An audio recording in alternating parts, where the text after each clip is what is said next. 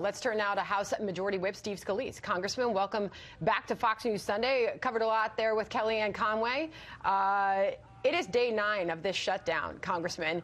Haven't been in D.C. for a few weeks. It is quiet in this town. When does this shutdown end, Congressman? Well, good morning, Sandra. And frankly, it can end today if Chuck Schumer and Nancy Pelosi agreed with the president on the bill that we passed out of the House just a few days ago. That bill's still over in the Senate. It's ready to be taken up. And look, if the Senate's got a different way and a better way to approach border security, they ought to put that plan on the table. Chuck Schumer was for this in 2006. I'd be curious to know what changed. Is it just that Donald Trump's the one now requesting it? But if he's got a better way to keep this country safe, I think it's incumbent upon him to show the American people what that plan is. But we've got a crisis at the border. This president's trying to keep this country safe. That's what this fight's about. So this could be solved today if they just came to the table and said, here's our plan to keep the country safe. But you can't. Congressman, I'm sorry for interrupting, but you just heard Kellyanne Conway, and she laid out where the president stands today on this. How far apart do you think the two sides are? I don't think it's as much that the two sides are far apart. It's that you've got one side that refuses to negotiate because they're so afraid of the radical left base that wants open borders. And look, a lot of them campaigned on abolishing ICE. And just think about this, Sandra. Last year alone, ICE agents, these border agents that are protecting the interior of our country, saved more than 900 children from sexual assault and human trafficking. That stuff is actually happening at the border. We're stopping a lot of it, but we're surely not stopping all of it. And so you just see this cop killer in California. He was here illegally. There are bad people that are trying to cross this border. There are good people that come here legally every day, like Officer Singh, who came here from Fiji legally to seek the American dream. But there are also really bad people that came over, like the cop killer. How many of them are getting through that we don't stop every day? It's really interesting because, Congressman, with Kellyanne, we just talked about this new John Kelly interview with the LA Times where he talks about the president. He still says wall. Oftentimes, frankly, John Kelly said he'll say barrier or fencing. Now he's tended towards steel slats. So a lot of folks are trying to understand the language that is being used here because the president said himself that he wanted a wall, a fence, whatever they'd like to call it, referencing Democrats. I'll call it whatever they want.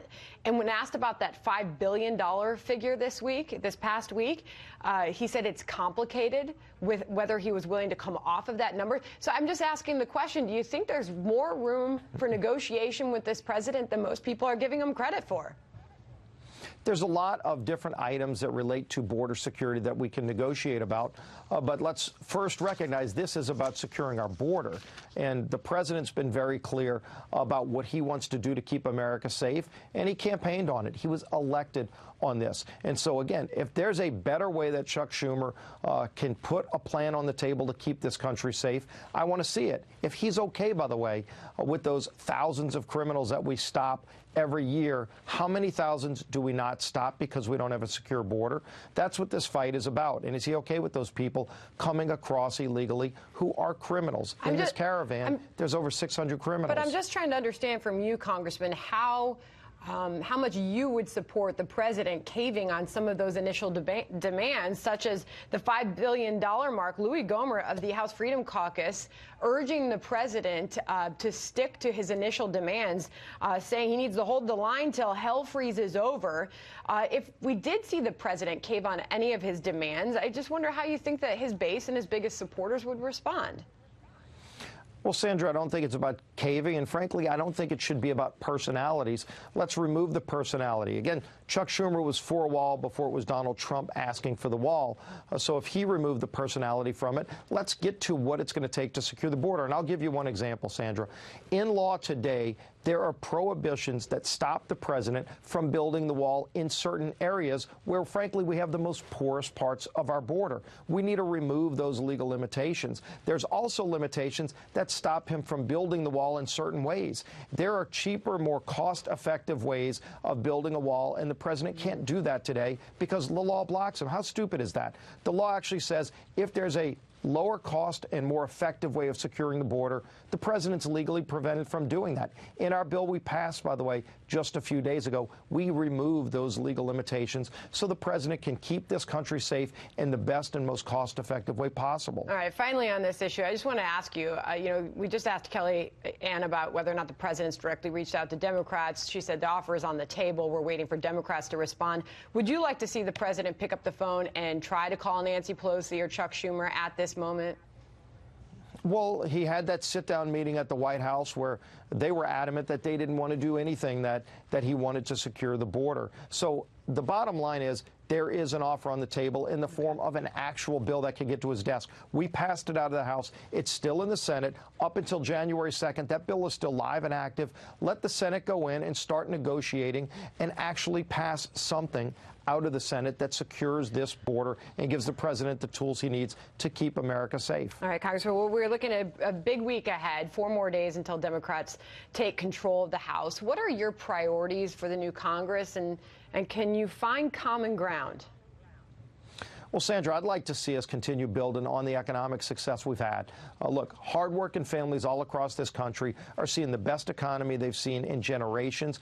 Anybody who's looking for a job right now has multiple opportunities to go and find a job.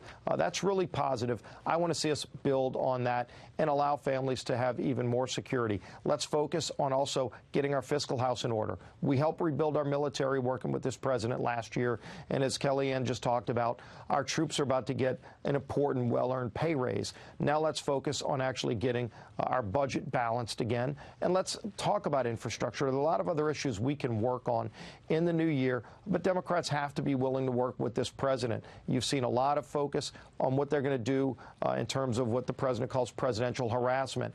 That's not what this country wants. They didn't campaign and get the majority, by the way, on talking about those issues. Let's focus on getting this economy growing even better, and it's doing great right now. Let's keep building on the success. All right. Congressman Scalise, thank you. It's always good to talk to you, and thanks for sharing part of your holiday weekend with us. Happy New Year, Sandra. Happy New Year to you.